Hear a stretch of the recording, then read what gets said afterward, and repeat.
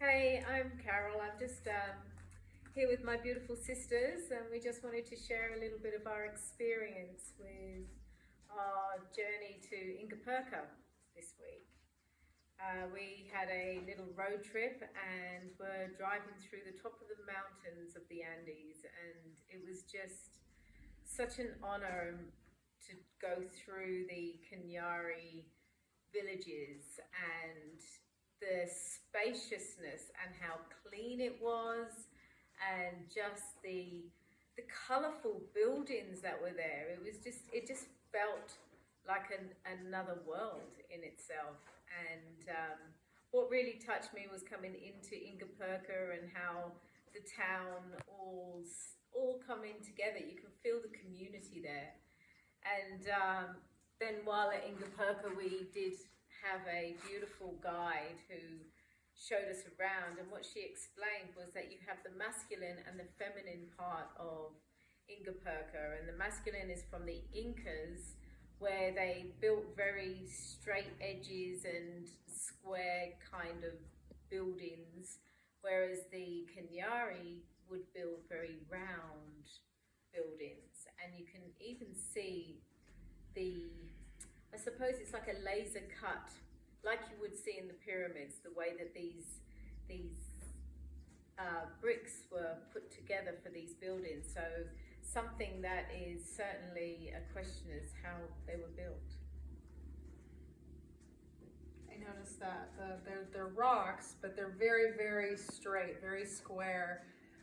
This was my first time in Ingapurka, Amashara, and I could feel that there was so much more present than I was aware of. I felt a sense that there was so much more under the ground there.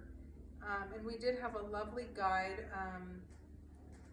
And you know, she was honoring the fact that we could feel energy. So for me, my experience was that when I put my hands on the stones, I cried. It just touched me deeply, and I'm not conscious of what it touched within me, but that I just felt deeply moved. I felt a deep sense of reverence and connection.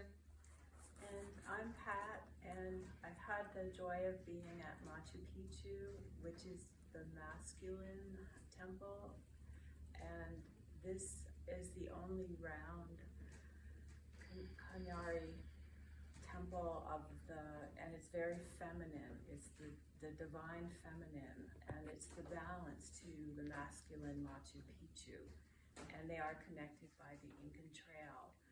And this was my second time at Ingapurka, and it's just a wonderful drive to get there, and the beauty is just beyond words. And then when you get into the temple grounds itself, you know that you're in a really special feminine goddess type of place. I've been here 3 weeks now, and I've had the blessing of going on a couple of excursions with Master Lady Kira Ra and others who are here. We went to Guadiana de la Fe, which is a sacred apparition site of the Virgin Mary. It was a very, very sacred experience, incredibly beautiful, and we were able to receive a lot of information and sharing from Master Lady Kira Ra on that particular trip.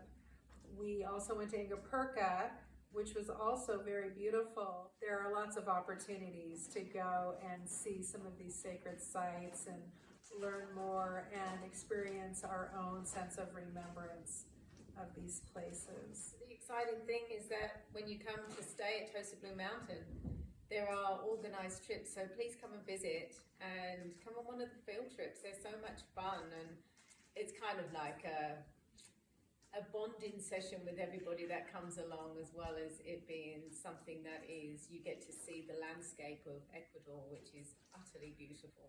So please come and join us.